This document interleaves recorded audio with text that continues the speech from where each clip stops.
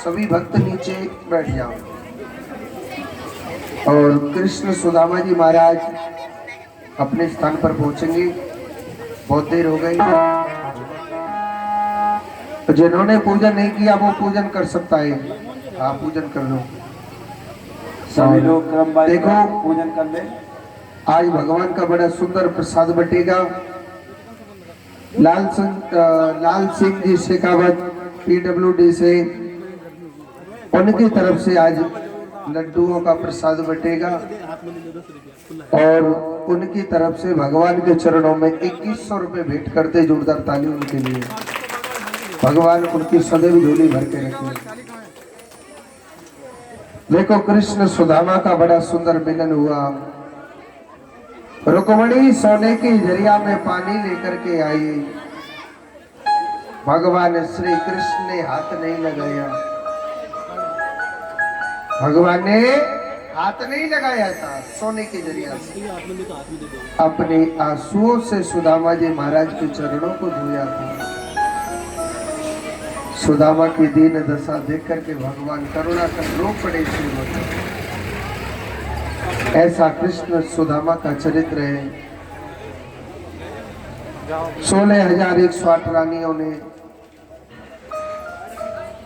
देखो एक बात बोलो, ये आवे ना तो चाल अपने आप बदल गई है। सुदामा की दिक्रो हाँ कन्नब की आना था ना ऐसे डंडा लेकर, तो ये आयो नब गया क्या? बिल्कुल नहीं, चाल ही बदल गई। सुदामा जी महाराज से भगवान श्री कृष्ण रात्रि के समय कहने लगे कि भैया मेरी भाभी ने कछु भेजो का। सुदामा झूठ नहीं बोलते थे। चावल लेकर के आए, उस पुतली को दे दिया। भगवान ने एक मुट्ठी खाया तो एक लोग दे दिया, 2 मुट्ठी खाया तो दूसरा लोग दे दिया, तीसरी मुट्ठी खाने को करे तो रुक्मणी माता ने हाथ पकड़ लिया। महाराज आप हमको भी दे दोगे क्या? जरा हमारी तरफ भी तो देखो ना प्रभु। तो तीसरे मुट्ठी चावल सुदामा जी महाराज की गरीबी को 16,108 रानियों ने चबाया था। ऐसे भगवान श्री कृष्ण का चरित्र है मेरे प्रभु का। भगवान की बड़ी सुंदर लीला। जहां टूटी सी झोपड़ी थी वहां बहुत बड़े बड़े कंचन महल खड़े हो गए। भगवान सुदामा जी महाराज उस कंचन महल में ठोकर मार के चल दिए थे तो तुरंत भगवान प्रकट हो गए और कहने लगे कि हे सुदामा आप कहाँ जा रहे हैं। सुदामा जी महाराज कहने लगे कि हे गोपाल तूने इतना धन दौलत दे दिया कि मैं तुझे भूल जाऊं, मगर वचन दिया, वरदान दिया था कि तू कहते हो कि मैं माया का दास बन जाऊंगा और भगवान को भूल जाऊंगा। मैं वचन देता हूं माया स्वयं तेरी दासी बन के रहेगी, तू कभी माया का दास नहीं बनेगा। भगवान श्री कृष्ण ब्राह्मणों के लिए कहते हैं कि ब्राह्मणों की सेवा करो। एक दिन भगवान श्री कृष्ण के पुत्र सोचने लगे हमारे पिताजी ना पागल हो गए। क्या होता है ब्राह्मणों की सेवा करने से? क्या होता है ब्राह्मणों की सेवा करने से?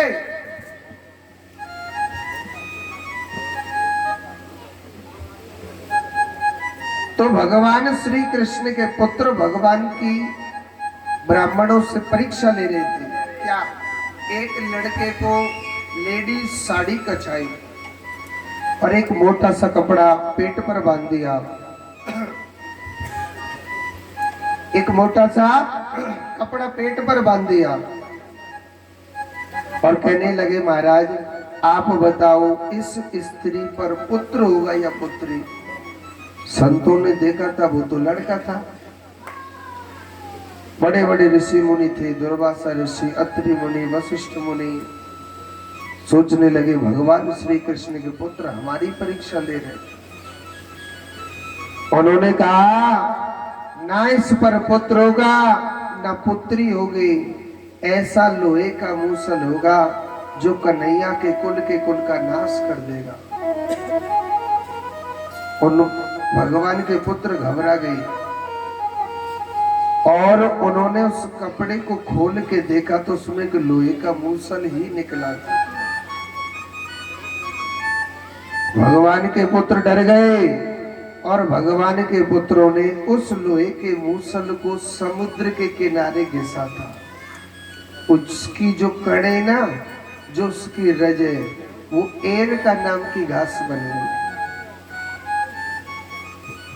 एर का नाम की घास किसे कहते हैं?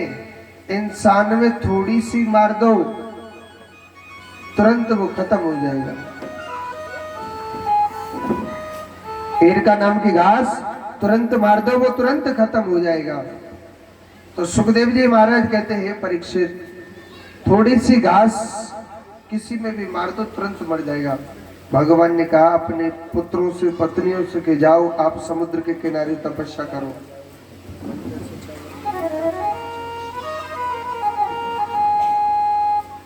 तो भगवान के पुत्र तपस्या करने जाते, वो तपस्या नहीं करते, आपस में लड़ने लग गए थे।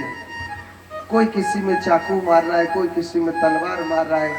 मेरे कन्हैया के जितने भी पुत्र पत्नियां थे सबका कट कट के सबका विनाश हो गया था उस समुद्र में। बलराम जी महाराज शेष बन के उसी समुद्र में चले गए। कन्हैया बैठे बैठे सोचने लगे, कन्हैया बैठे बैठे सोचने लगे मैंने कितना बड़ा पाप देख रहा हूं कि ये क्या हो रहा है। और एक मछली पकड़ने वाले ने मूसल की छोटी सी एक नोक बची थी, उसको तीर की नोक पर लगा ली और भगवान श्री कृष्ण के चरण में तीर मार देता है। और वही तीर मेरे कन्हैया के चरणों में लग जाता है। आज मेरा कृष्ण विलाप कर रहा है। मछली पकड़ने वाला देखने लगा अरे मैंने कितना बड़ा पाप किया, मैंने भगवान में तीर मारा है। कहने लगा कि हे भगवान, मुझे मृत्यु दंड दीजिए प्रभु आप। तो भगवान हंस हंस के कहने लगे कि भैया, जो जैसा कर्म करता है उसे भोगना ही पड़ता है, कोई भी क्यों ना हो। जो जैसा करता है उसे भोगना ही पड़ता है, कोई भी क्यों ना हो। जो जिस प्रकार का कर्म करता है उसे भोगना पड़ता है। आज सुखदेव जी महाराज कहते हैं, हे परीक्षित, भगवान की बड़ी अद्भुत लीला।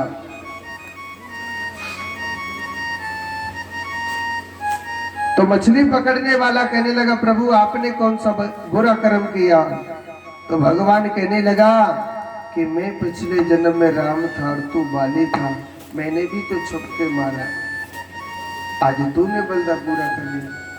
कोई भी हो, जो जैसा करेगा उसे यही भोग करके जाना है।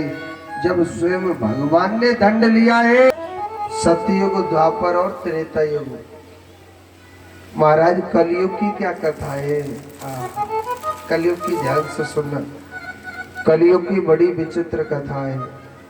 कलयुग का उम्र पता है कितनी है? 4,32,000 वर्ष। और कलयुग 4 हिस्सों में बांटा गया है।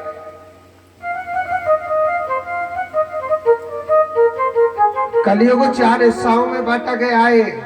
1,08,000 वर्ष का एक चरण है, 4 चरण है इसके।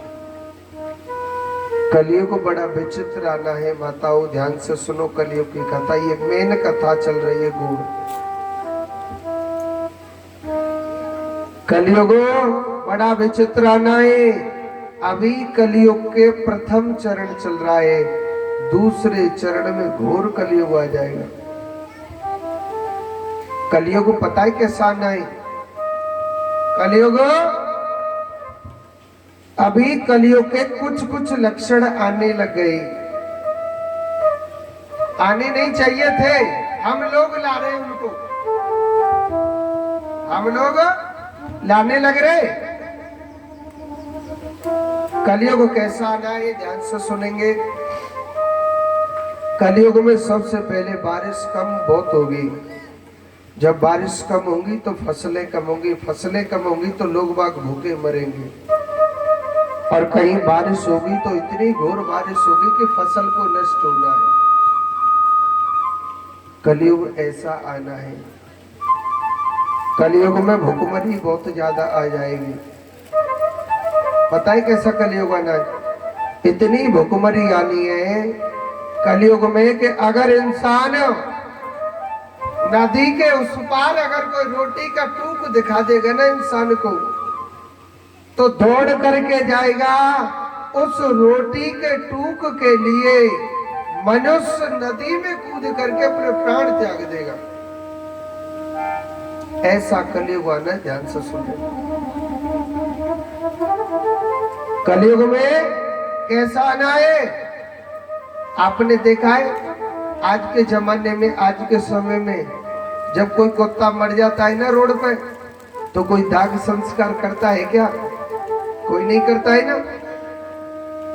ऐसे इंसान रोड पे मरा पड़ा रहेगा, कोई दाग संस्कार करवाने वाला पैदा नहीं होगा, कीड़े मकोड़े खा जाएंगे उसे। इंसान की ऐसी दशा होनी है। कलयुग कैसा आना है? कलयुग में इंसान की लंबाई 1.5 हाथ की हो जाएगी। कितने हाथ की? 1.5 हाथ की। आपने देखे छोटे छोटे बौना आदमी, देखे कि नहीं देखे? ये कलयुग का प्रतीक है। ऐसा इंसान होना है। कलयुग कैसा आना है? कलयुग में एक भाई अपनी बहन को दृष्टि से नहीं देखेगा, इतनी घृण दृष्टि से देखने लग जाएगा।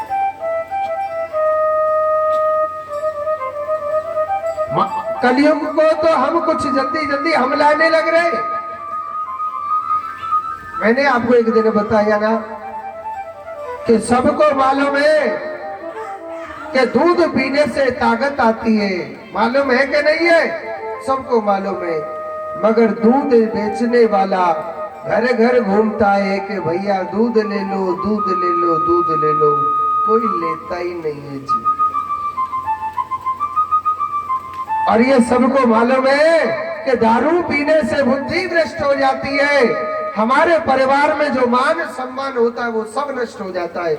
मगर दारू बेचने वाले को देखो, एक दुकान में बैठ कर के वो दारू बेच रहा है, मगर वह लाइट नहीं टूट रही। क्या कहते हैं महाराज? समय खराब आ गया। हाँ, समय कह रहा हो तो जा तू दारू पी ले, समय कह रहा हो। बुराइयों को कितना मनुष्य अपना लेता है। महाराज समय खराब आ गया। क्यों? पहले रात में सूरज निकलता था क्या दिन में चंद्रमा निकलता था? समय खराब नहीं, पहले भी रात में चंद्रमा निकल रहा, वो आज निकल रहा। पहले भी रात दिन में सूर्य निकलता था, आज भी वो निकल रहा है। समय खराब नहीं, हमारी सोच खराब हो गई, हमारी बुद्धि खराब हो गई है, हमारी सोच खराब हो गई है। यह नाचने सबको मालूम है कि भागवत कथा सुनने से जीवन पवित्र होता है, हमारी सोच अच्छी होती है। मगर यह देख रहे, अगर तुम्हारे पूरी कॉलोनी आए तो इस जगह बैठने के लिए जगह तक नहीं मिलेगी, मगर हमको उद्धार करना ही नहीं है।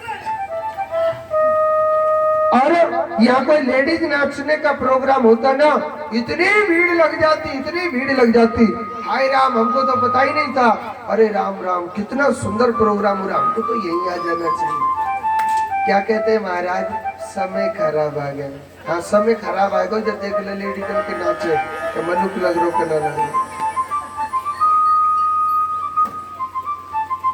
समय खराब नहीं, हमारी सोच खराब हो गई, हमारी मति खराब हो गई है। बुराई के लिए हम अकेले चले जाते हैं, और भागवत कथा के लिए महाराज हम बात करेंगे हम अपने परिवार से। हाँ, तेरे मैया बाप मना करेंगे कि तू बैकुंठ में मत जाइयो।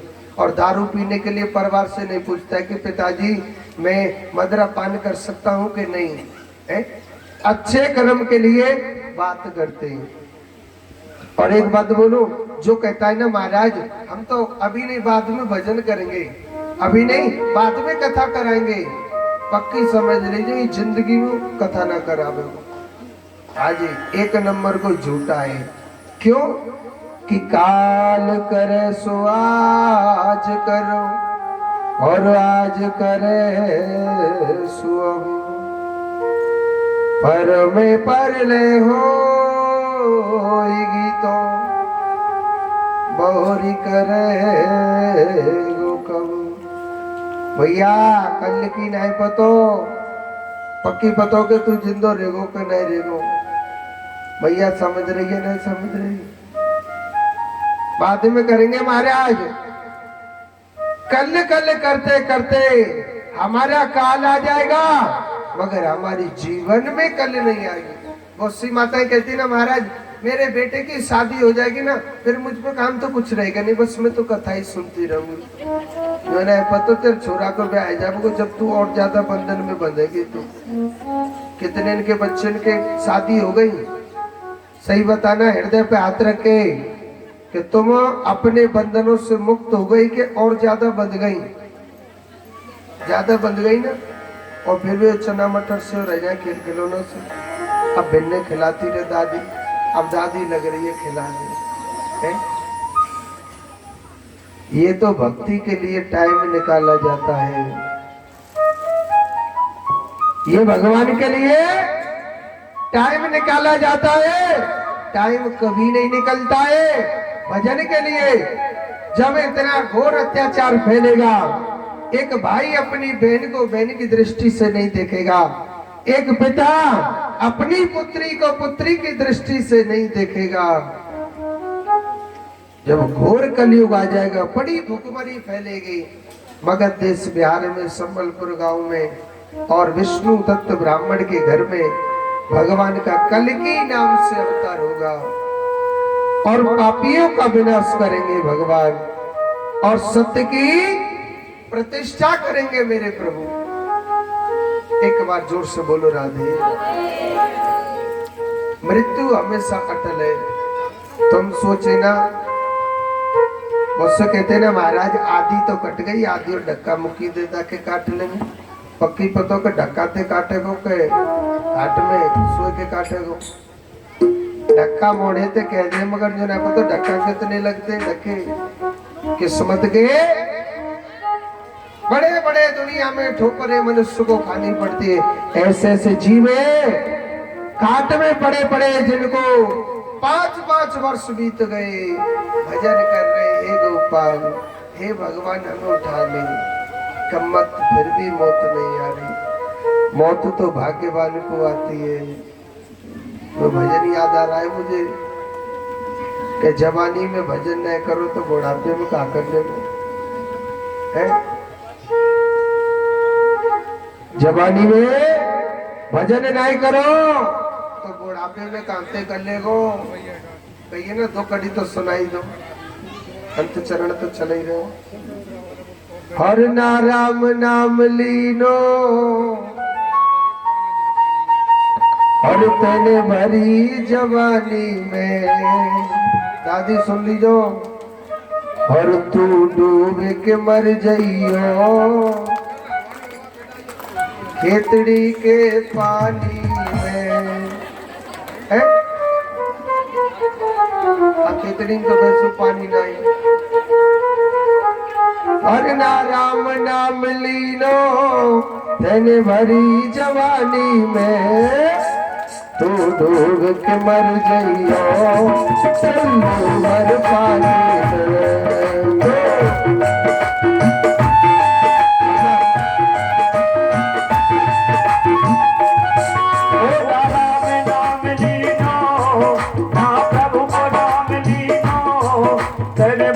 जवानी में तू डूब के मर जाए चुल्लू भर पानी में, तू डूब के मर जाए चुल्लू भर पानी में। हरी हरी वो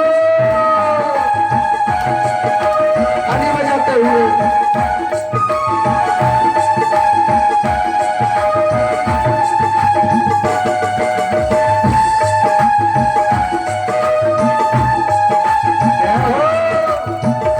क्या कहिए, कहलायो आटी में मिल जाएगो माटी में, कहलायो आटी में ध्यान से सुन लीजो माटी में। बूढ़ी भैया आटी पता कहते कि मैं अंटी जा में पैसा धरे खाए।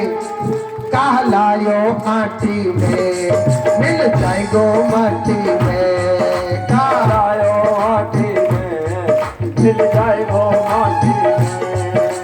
बिन तेरी काया कस जाएगी कांटे में, एक दिन काया तेरी कस जाएगी कांटे में। ओ पानी को बबूला है, पानी को बबूला है, मिल जाएगो पानी में। तू डूब के मर जाए चलो मर पानी में, तू डूब के मर जाए चुल्लू भर पानी में।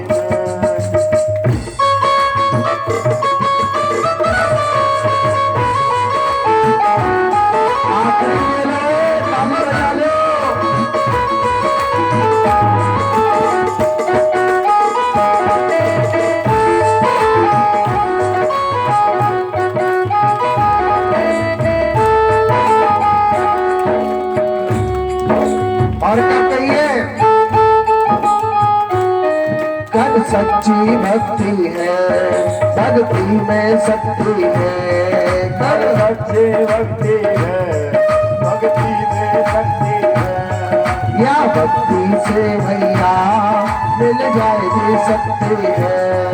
या भक्ति से भयपुर में नहीं मिलेगी, भक्ति में मिलेगी। या भक्ति से भैया मिल जाएगी शक्ति है। या भक्ति से भैया मिल जाएगी शक्ति है। देने वाला पन खोयो, देने वाला पन खोयो, देने सारा जीवन खोयो, सारा जीवन सोयो। या आना कानी में तू डूब के मर जावे, चुल्लू भर पाने में तो डूब के मर जाए चुल्लू भर पानी में। ना राम नाम लीनो, ना कृष्ण नाम लीनो, दिन भरी जवानी में तू डूब के मर जावे, चुल्लू भर पानी में।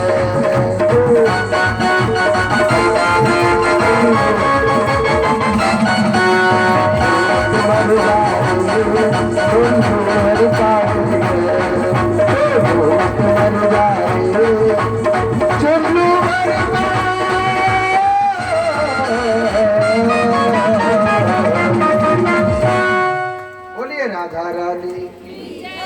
एक बार जोर से बोलो, एक बार और बोलना पड़ेगा।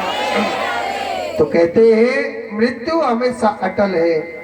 वही राजा परीक्षित जिसको भागवत कथा सुनाई, दुनिया फूल बरसा रही कि परीक्षित बच चुका है, वही तक्षक नाग आया और नाक से डस लिया था। सुखदेव जी महाराज चले जाते हैं। देखो समय के अभाव से आपके सामने 7 दिन मैंने जो कथा सुनाई, इस 7 दिन में मुझ पे कुछ गलती हो गई है, या मेरे किसी भी पंडित जी से जाने में अनजाने में कोई गलती हो गई है, हम आपके छोटे से बच्चे, हमें क्षमा कर देना। और पहले एक बार हाथ जोड़ो, पहले मेरे नहीं कन्हैया के लिए। जोर से बोलो मंत्रहीनम। ये क्षमा याचना का मंत्र है। तो कहते हैं कि कोई आप पर भी गलती हो गई हो तो कान्हा क्षमा करेगा हमको। तो बोलो मंत्रहीनम, मंत्रहीनम क्रियाहीनम, क्रियाहीनम। हे गोविंद, मैं आपके मंत्रों से हीन हूँ और मैं आपकी क्रिया से भी हीन हूँ। भक्तिहीनम जनार्दन, हे कृष्ण कन्हैया, ना ही कोई आपकी भक्ति जानता हूँ। यज पूजता मया देव, हे देवता, जो आपके सामने यह 7 दिवसीय पूजा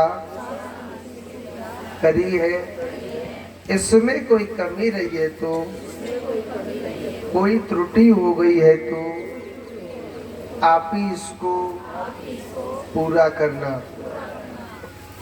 बोलो सभी नाम संकीर्तनम यस्य, नाम संकीर्तनम यस्य, सर्व पाप प्रणाशनम, सर्व पाप प्रणाशनम, प्रणामो दुख समनः, प्रणामो दुख समनस्ता, तम नमामि हरे परम। तम नमामि हरे परम। जिस नारायण भगवान के नाम का संकीर्तन करने से सभी पापों से मुक्त हो जाते हैं, ऐसे नारायण भगवान को हम कोट कोट नमन प्रणाम करते हैं। अब दूसरी बात ध्यान से सुनेंगे। कल के दिन भागवत कथा का यज्ञ, जो जोड़ा से बैठना चाहता है, जो पार्षद जी है, पार्षद जी को अर्थ जानते हो, जो प्रथम आदमी पूरी कॉलोनी के, है कि नहीं? आदि कॉलोनी का अधिको? 24 नंबर। अरे ऐसी कोई बात नहीं है। देखो ये तो हमारा नाम लिखा हुआ है कि व्यास जी महाराज आप कथा करते हो, हमको चुनाई करने वालों है ये कन्हैया। ये तो हमारा नाम रख दिया है, ये काया का नाम है। किसी का नाम सुमेर सिंह, किसी का नाम गोपाल जी, किसी का नाम राधा रानी, किसी का नाम दुर्गे। हाँ कह रहे हो तो महाराज की बात को दफा। तो आप पहले ध्यान से सुने, खड़े कोई नहीं होगा, बैठे धरे रहो नीचे, एक 2 मिनट को बैठो भैया, बाद में माला बरमाला कर रही हो। तो कल के दिन भागवत कथा का यज्ञ का समय 9 बजे की किंग जब 10 बजे आएंगे जी है। तो कल के दिन ऐसा मत करिए, मैंने जो पोल पट्टी खोल दी तो तुम 10 की जगह 11 आए। तो कल के दिन भागवत कथा का यज्ञ, जो जोड़ा से बैठना चाहता है वो इनसे सामग्री लिखवा के ले जाएं, आप अपनी सामग्री ले आओ। बात ये, जिसकी जो जोड़ा से बैठेगा आधा किलो घी है और 201 रुपए की सामग्री लानी पड़ेगी, वो जोड़ा से बैठ सकता है। और जो जोड़ा से नहीं बैठे उनको अपने घर से 1 कटोरी घी और थोड़ी सी हवन सामग्री लेके आए। कल भागवत कथा का प्रचंड यज्ञ है।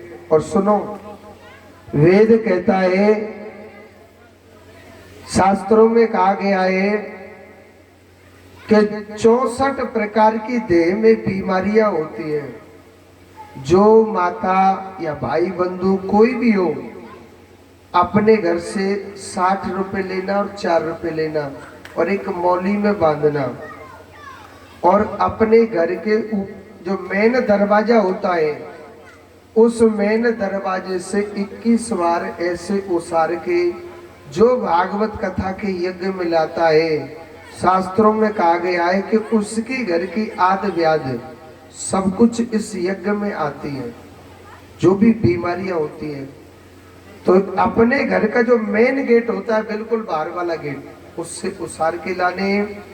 और जो बिगर जोड़ा से बैठेगा उसको क्या लाना है, क्या सामग्री है, अपने घर से 1 कटोरी घी, 10 या 20 रुपए का हवन सामग्री का पुड़ा आता है, 1 पुड़ा लेके आना है।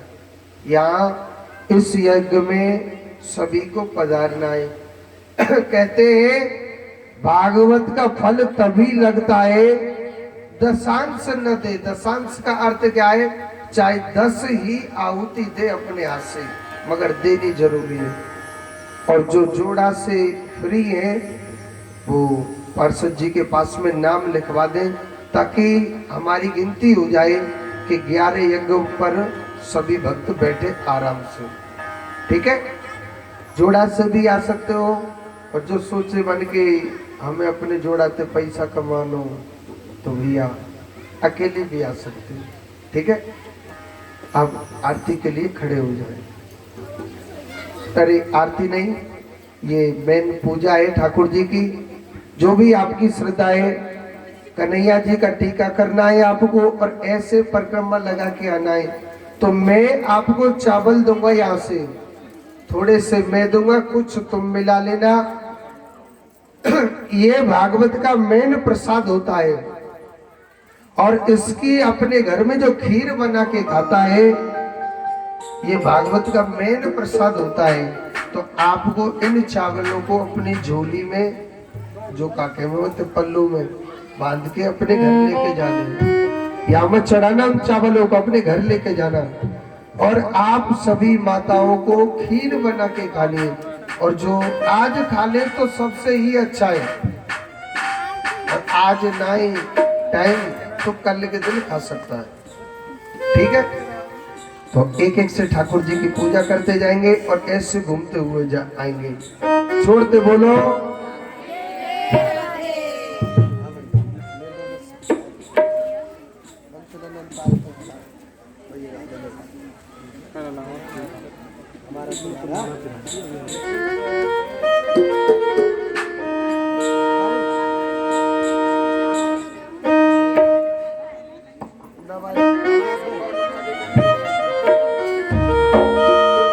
सजन सकारे जाएंगे,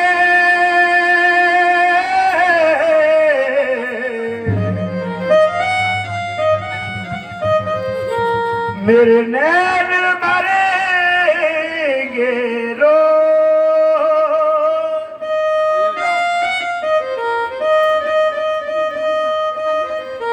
विधना ऐसी रे पर जो भोर कभो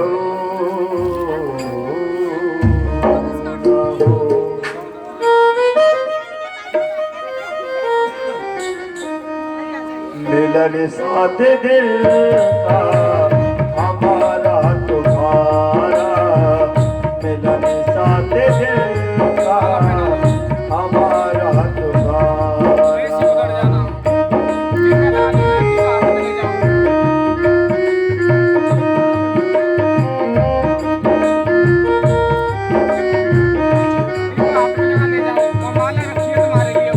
रही जिंदगी तो मिलेंगे दोबारा, ओए रही जिंदगी तो मिलेंगे दोबारा। मिलन आज तक था हमारा तुम्हारा, मिलन आज तक हमारा तुम्हारा।